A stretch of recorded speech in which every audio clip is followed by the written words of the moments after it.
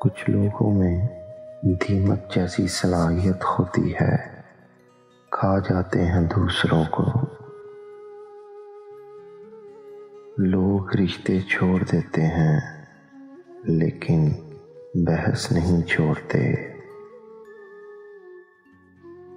अच्छे तो सभी होते हैं, बस पहचान बुरे वक्त में होती है।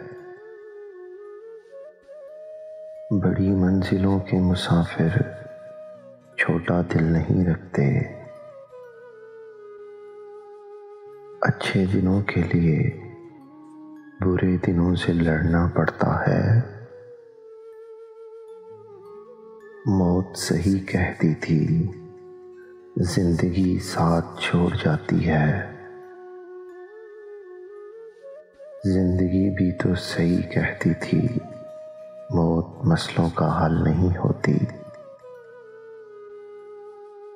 रिश्ते उन्हीं लोगों से बनाएं जो निभाने की औकात रखते हैं। अल्लाह की मोहलत को ताकत न समझो। खुशियों का ताल्लुक आपके हालात से नहीं, आपके फैसलों से है।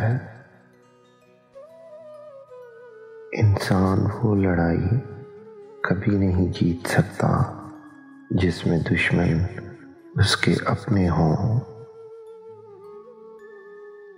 हमारा कसूर ये था कि हमने हर शख्स को खुद से ज़्यादा ज़रूरी समझा।